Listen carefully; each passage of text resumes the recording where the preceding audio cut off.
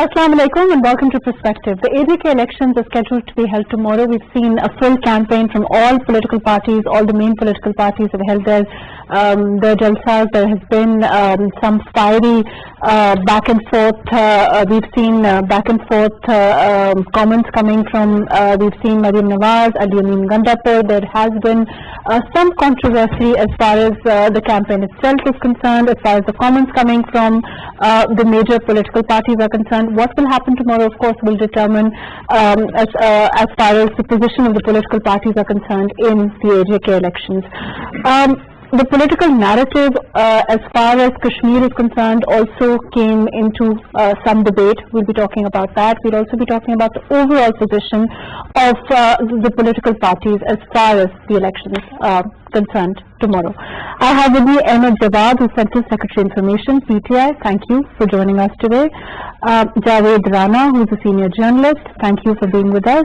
And Dr. Waqas Ali Kausar, who is a political analyst. Thank you for joining us today. Jawad Sahab, how do you see the situation in terms of, we saw what happened in terms of the campaign that was held in AJK.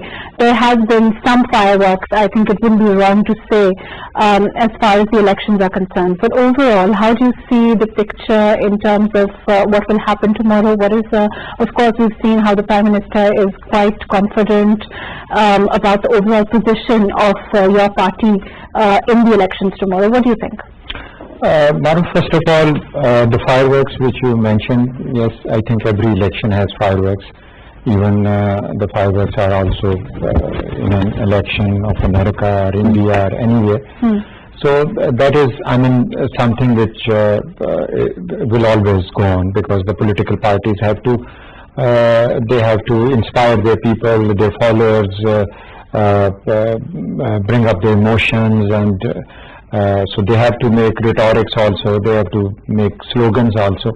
But I think talking about what is going to happen tomorrow in the elections, I think first of all, Gallup survey which was released today, it has shown PTI clearly winning tomorrow's AJK election, and also Imran Khan emerging as the most popular leader with 67%. So it's also indicative of the results tomorrow. But at the same time, just keeping the Gallup surveys aside, if we just analyze the AJK election, I think it is just a repetition what happened in Gilgit-Baltistan. The factors behind Gilgit-Baltistan elections and now in the upcoming AJK election are quite similar. It is that two parties, PML and People's Party, they have been taking their turns, ruling Gilgit-Baltistan and AJK for a much longer period of time.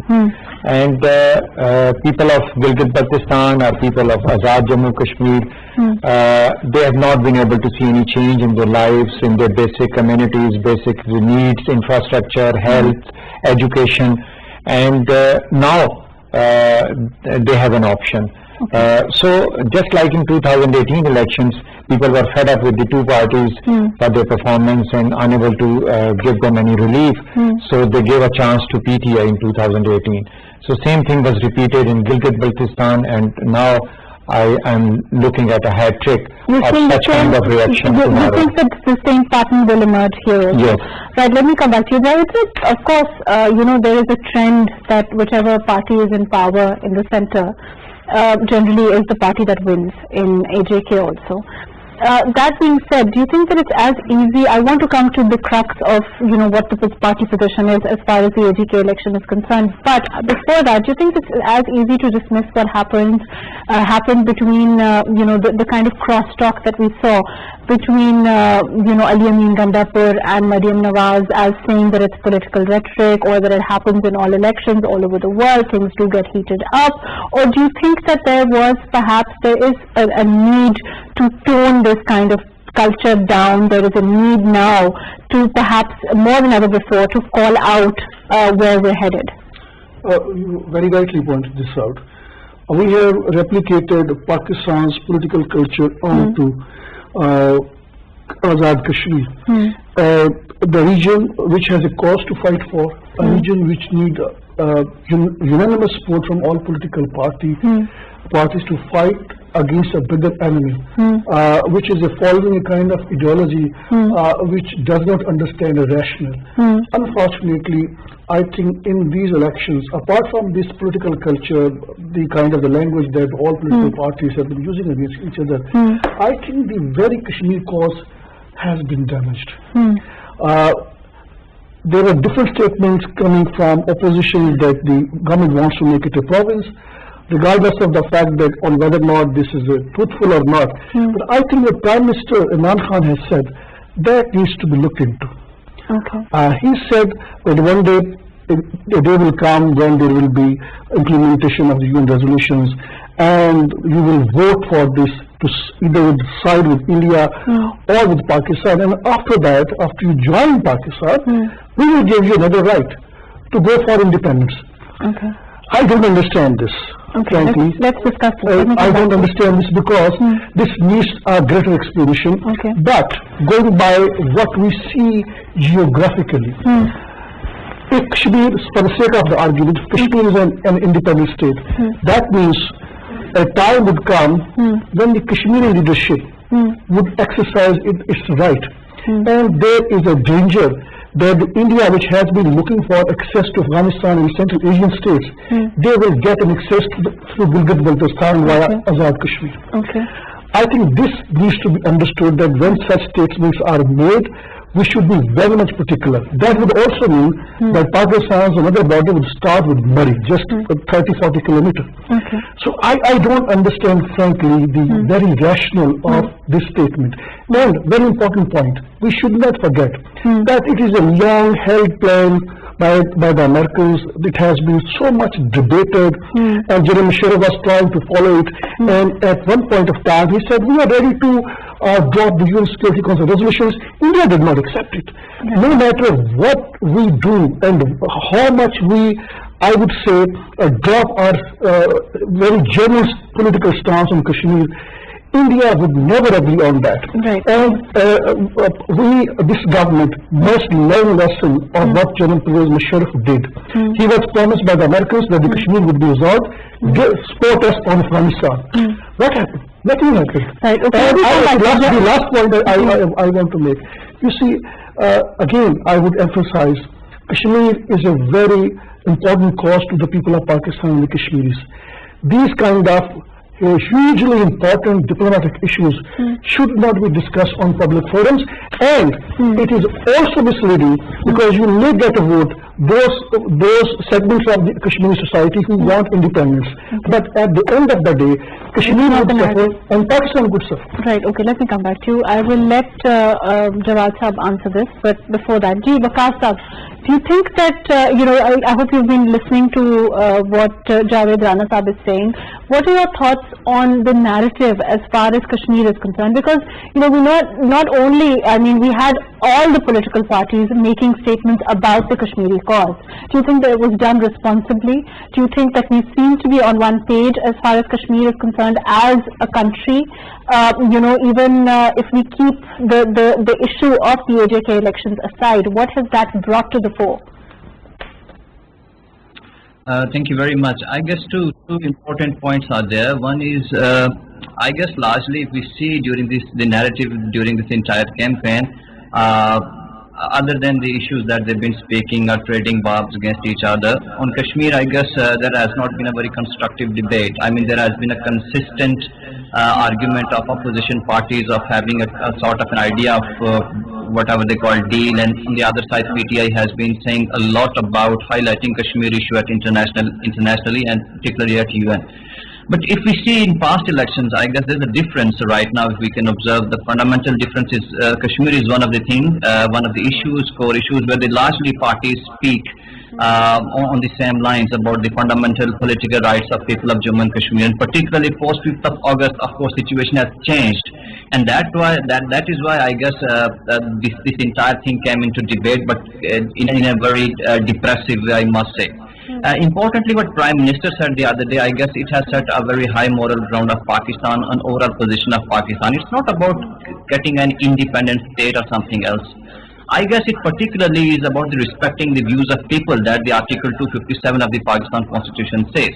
I guess saying that the wishes and aspirations of the people, what Prime Minister the other day said about United Nations Security Council resolutions, I guess that is the core thing that Pakistan has been championing.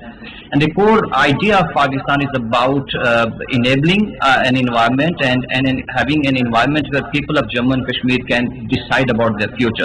So I guess that should be seen in that perspective. All the political parties are concerned, all the major political parties are concerned, they are on one page as far as the narrative of Kashmir is concerned, or do you think that there seems to be some sort of, it's not as uniform as one would like it to be? No, I agree. Kashmir right now in this election, I mean, overall the Kashmir issue is one of the punching bags, I must say, where all the parties are trying to settle their scores against Punching each other, bag bringing this issue inside. I personally think there is one important point that we need to understand here. There is a specific context of the elections in AJK. There is a specific context of entire issue of Jammu and Kashmir. Here, when you take the narrative of mainstream political parties, the politics of maybe Punjab, Sindh, KPK, Balochistan, and taking this into the AJK is something very different, and I don't think so. People should have read the context. The problem here is different. The elections narrative and the content should have been different, and that is why people are not, I don't think so, trading these barbs, becoming too much, using the abusive language or the language which is quite different than the normal circumstances is welcomed by the people. I once again would say that there is a need to be more responsive and responsible on the issue of Jammu and Kashmir, where there is a greater consensus on respecting the wishes and aspirations of people. Let me come back to you. Jawad Sahab, you think that there is need to be more responsive, less responsive and more responsible as far as the issue of Kashmir is concerned, and that applies across the board to all political parties?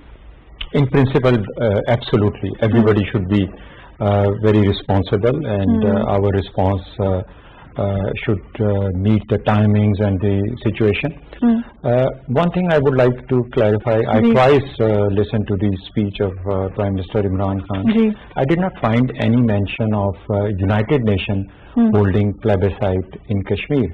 What he said, and you may like to run that clip of Prime Minister Imran Khan's speech, he said that we'll have a referendum in Azad Jammu Kashmir, and we'll let the people to decide whether they would like to be with Pakistan or with India.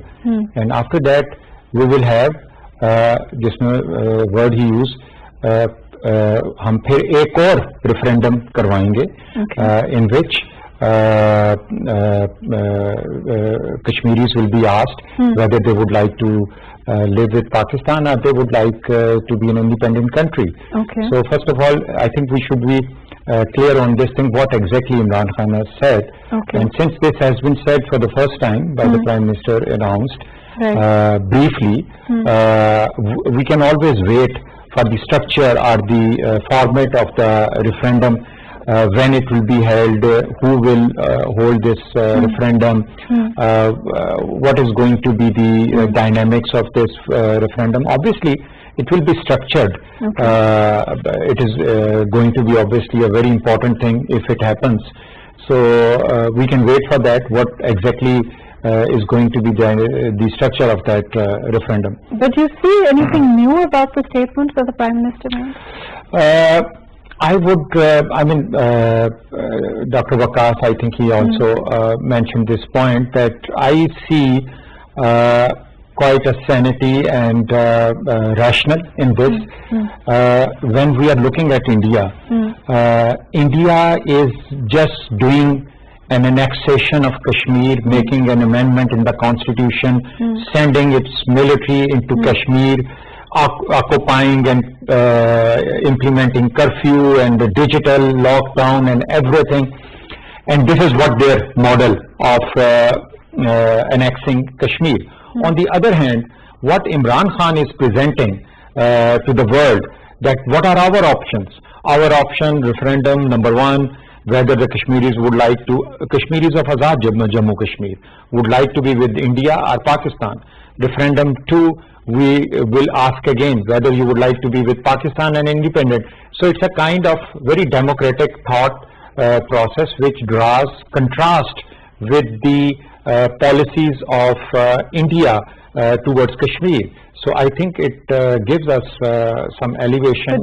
But you see it as a shift in our narrative, perhaps? No, not much. I mean, the basics of our stance on Kashmir, according to the UN resolution, is plebiscite in Kashmir. Okay. So, but obviously there is a difference. If United Nations holds a plebiscite, that is something different because it is international recognized. But we cannot say anything on behalf of United Nations. We can talk about government of Pakistan. What government of Pakistan might like to do in Azad Jammu Kashmir. It is understandable that Jawad Saab has to justify his party stance, but I think this is a very sensitive issue. Very sensitive issue in the sense that it is legally, it has already been decided. There will be plebiscite, you call it a referendum. This referendum that Jawad Saab was referring about cannot be held in Azad Jammu and Kashmir. It will be held in the entire valley, which is an Indian part of Kashmir. So I don't know what does it really mean when he said that there will be two referendums. First would be in AJK, and the second there will be another referendum where Kashmiris would be given option to decide to stay with Pakistan or not. Does that mean that only Azad Kashmir is going to make that decision? So this, I think, it has to be. If it is government of Pakistan, they can only talk about AJK. They cannot talk about. No. We cannot hold referendum there. Perhaps you are not aware. It's not legally possible. Under the UN Security Council resolutions, there has to be a referendum, plebiscite on both parts of the Kashmir. No other, if Pakistan does that unilaterally. I think what Jawad Saab is saying is that the comparison between our annexation by India this is a referendum by Pakistan, which is very democratic. This is the very sovereignty of Pakistan, and I think these issues should be discussed in a very, very serious manner. Prime Minister should not have made that statement. Let's move on. By the way, for the sake of the record, let me recall here that Prime Minister has said same thing in his interview with the foreign channels. So this is not the first time. But again, that also. I want to move on now. I think that I'm going to go to Dr. Vikas. Vikas, overall, let's move on. I think he's not. I mean, there's a problem with his mic. Jawad Saab. Let's move on. As far as the narrative of all political parties is concerned, as far as the position of all political parties is concerned, what do you think? I mean, of course, you're saying that it's likely that PTI, according to you, will. But in terms of performance, you think that this campaign was based on performance? You think that the speeches were based on performance? You think that the election overall was focused on which political party, the campaign was focused on which political party had perhaps done more work there, performed more, or something else? Mahrukh, your question is pertinent that when political parties go to the election, they definitely need to talk about their past performance and they need to talk about their future promises of what kind of change they will bring in that area, in a country, in a province. So, I mean, principally it is right, but the kind of heated politics which we are seeing in Pakistan, whether it is in the parliament or in the talk shows or press conferences or on social media, I think the political culture in Pakistan, which was never so smooth, at the moment it is quite heated. And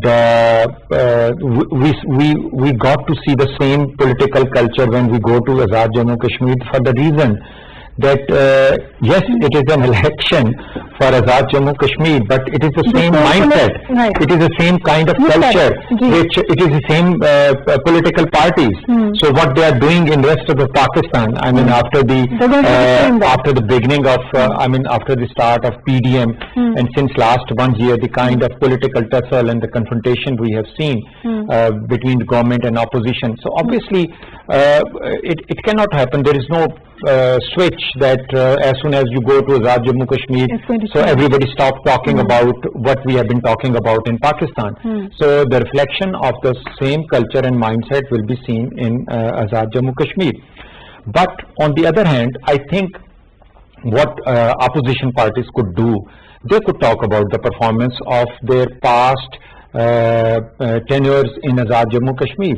PTI has never ruled Azad You Jammu could also Kashmir. talk about their performance, which you've done. Yeah, we have done. I mean, we have to remind the public that what they have been doing. But they could talk about their performance, that if they have done something. I mean, they have ruled Azad Jammu Kashmir successively, turn by turn, over the decades. So, I mean, they could have a lot of meat for them to tell to the people that this is what we have done in Azad Jammu Kashmir.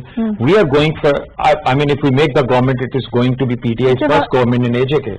Javed sir, before I go to Javed sir, overall we saw a lot of, as far as the election campaign is concerned, if we look at the jalsas, we look at the political rallies, I don't think it would be wrong to say that the PMLN, particularly Maryam Nawaz, managed to amass huge crowds.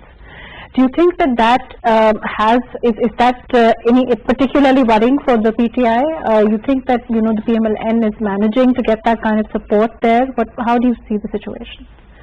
Mahrukh, jalsas, I mean, have never been the reflection of the election results in any election.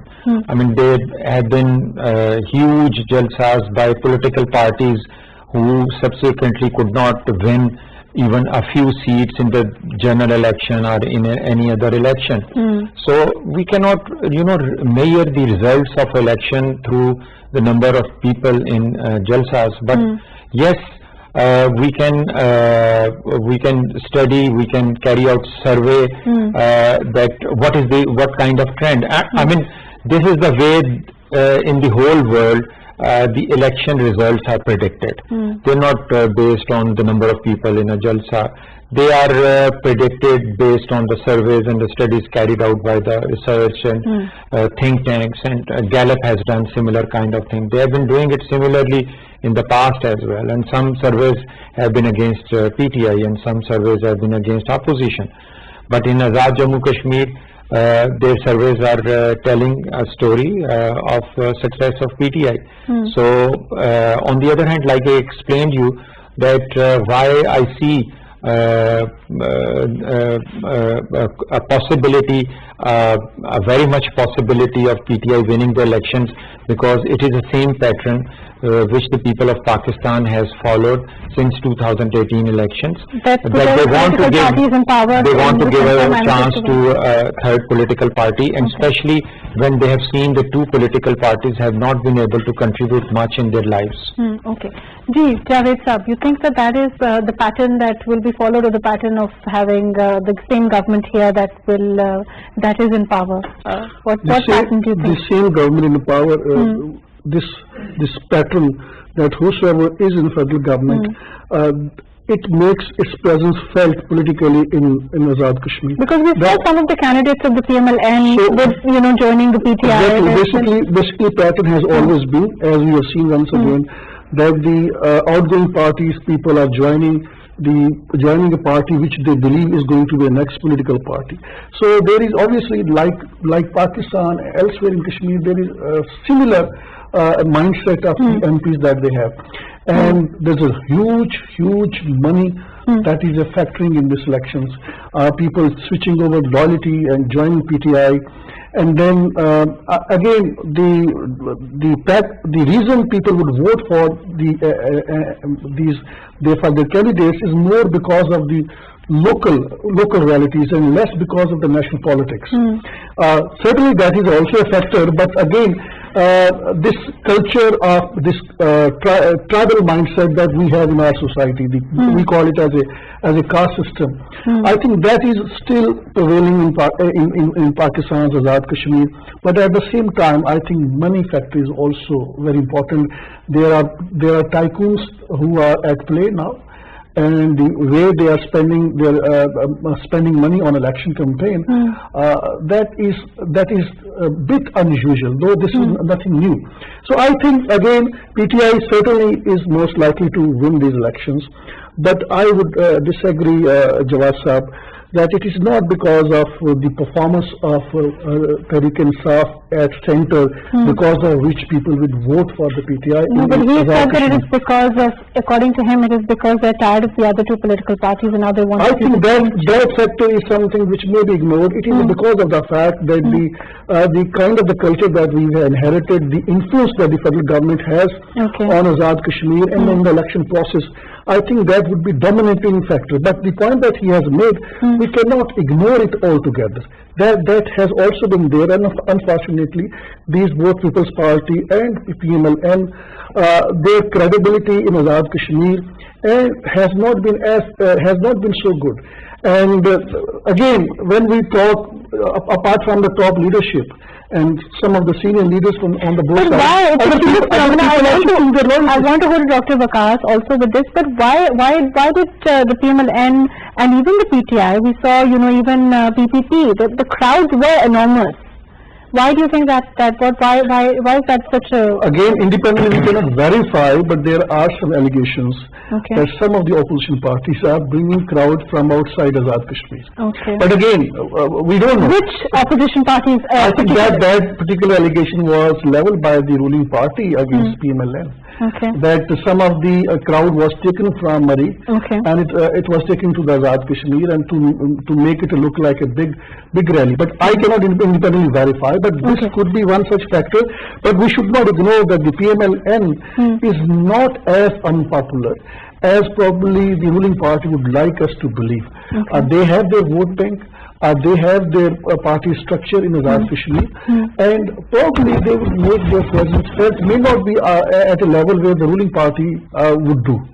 Right, fair enough. Waqas sahab, you agree? You think that the PMLN has its own vote bank intact and that they may not win the election, so to speak, but they will perhaps give a tough time to the government of the day? Yeah, precisely the two important things when it comes to this election, particularly two parties, Pakistan People's Party and PMLN. We need to understand one thing, that People's Party is the oldest party here in AJK, particularly came into being in 70s. They have their own vote base, particularly in some of the constituencies they are very strong candidates. Likewise, PMLN, if we see, they have their some candidates because the local contest and culture, as one of the speakers was saying, that see here you don't have much more bigger party wise vote, but you have the vote of the people, particularly you have the vote of certain personalities. The personality cult of the persona is more important thing. So those people who join parties like People's Party or PMLN, it's the party, less the party vote, more of their own vote as well. On the other side, when you see the new wave of the leaders from mainstream parties coming into AJK and the crowd size and all these things, I won't believe that this is a crowd. That it's kind of unusual the way that the kind of money which Javed Saab talked about, the kind of money that is now being spent on the election of the in AJK. To say one thing, there is a particular culture in AJK. There is no denial that a huge number of people attended the gatherings of PMLN, Maryam Nawaz, and for that matter Bilawal Bhutto as well. So if we see the culture of AJK, people come and participate. It's a politically very active and civically very engaged society that we need to understand. It has its own context, so people do that, attend those meetings, procession and all that. And Maryam, of course, when she entered into this campaign, she has impact, and she has, of course, gathered a lot of, but you're saying that people do come out, they do, come out and they do take part in the rallies, but that doesn't necessarily translate into votes as far as the political parties are concerned.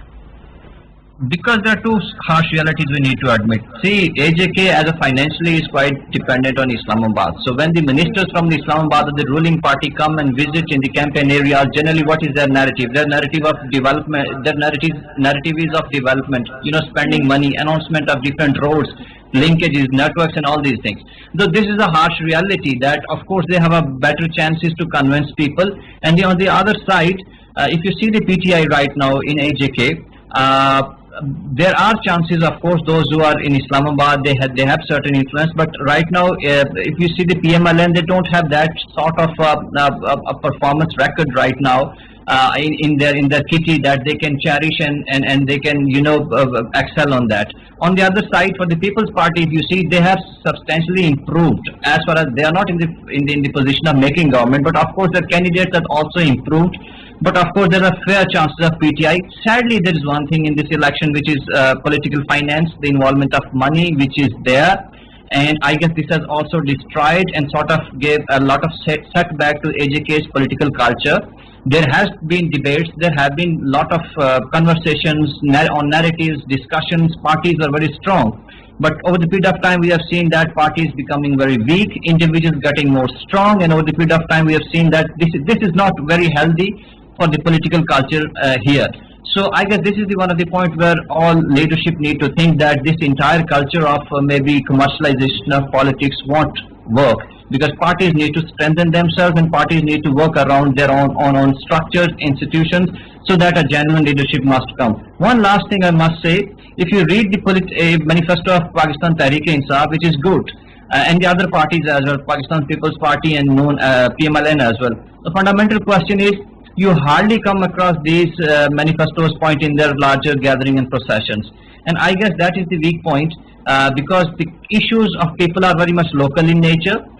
They are not very much concerned about the broader politics of these parties in the federal government, or what is their narratives on that. They are more concerned about their local issues of development, and particularly after these local issues, Kashmir is one of the core issues which is very much closer to the heart of people. I guess this was the missing link in the entire campaigning that we have witnessed of all parties across AJK. Do you agree? You think that this is the way that, again, he's talking about the Kashmir narrative and how that is very close to the hearts of the people of the AJK, and that was a missing link? Mahrukh, I think if we go back in last 2 decades, Kashmir has not been represented very well at the international level. And even during the Musharraf time, it was more about backdoor diplomacy, but there was hardly any mention of Kashmir on the international forums. But you're happy the way that the present government at this time?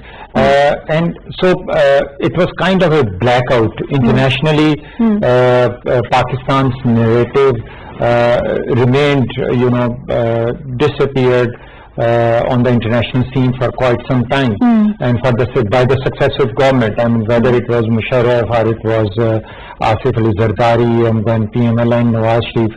So you can just recall there was no talk about Kashmir. They would rather avoid taking names that perhaps it might upset Indians. So that is a change which we have seen when PTI government came. Prime Minister Imran Khan, he at every international forum, whether it is United Nations or whether it is visiting a country or hosting international leadership, he is talking about Kashmir. He is presenting Kashmir in a very effective, in a very strong way, and his stance against the Indian annexation has also been very hard. I mean, recently there was speculation about some backdoor diplomacy, and I think he came out very clear that there will not be any kind of backdoor diplomacy or any kind of negotiation with the Indians till the time the decision of annexation is not reversed. So I think his clarity and presenting the narrative of Kashmir, the stance of Kashmir internationally in a very strong way, I think it has attracted the imagination of a normal Kashmiri in Pakistan and all over the world. Do you think overall, Javed sir, do you think overall things can change, or the Kashmiris expect things to change under any political leadership, whoever wins the AJK election? I would agree with him, because the way public diplomacy was conducted during last 3 years on Kashmir and on Pakistan's foreign policy issues linked with Afghanistan, that was rarely witnessed in Pakistan. It was more offensive, and that was something which was badly needed, because unfortunately Kashmir cause and Pakistan's foreign policy was lying in the back doors during Nawaz Sharif governments and People's Party's government.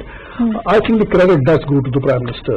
His speech in the UN Security Council and his interviews, he has spoken against India in Litva ideology, and I think that made so many international news channels to go for more and more interviews of the Prime Minister, and more particularly this issue was raised.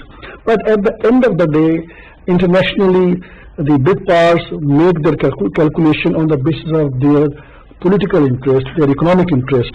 The speeches do not matter much in a broader picture. But you're saying that even internationally speaking, if it doesn't matter so much nationally, as far as the AJK election is concerned, people are happy in the way that the issue of Jammu and Kashmir, the issue of Kashmir overall has been, championed by this government, and that also will be one of the reasons that they will support this government. I think to begin with, when Prime Minister Imran Khan raised this issue in UN Security Council, people on both sides of the divide were very, very happy, and they were expecting that something big would happen. Pakistan would materially bring some change in the Indian part of Kashmir.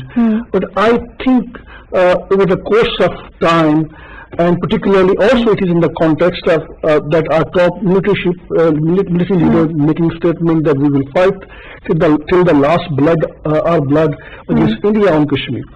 I think there is an element of disappointment among people with the Pakistan's leadership, because the kind of the political rhetoric that we came up with, the way we launched a protest campaign, and then all of a sudden there was talk of backdoor dealing, and then at one point of time Pakistan announced to start trade, and then it was reversed, and practically we haven't done anything on the Indian disputed Kashmir region.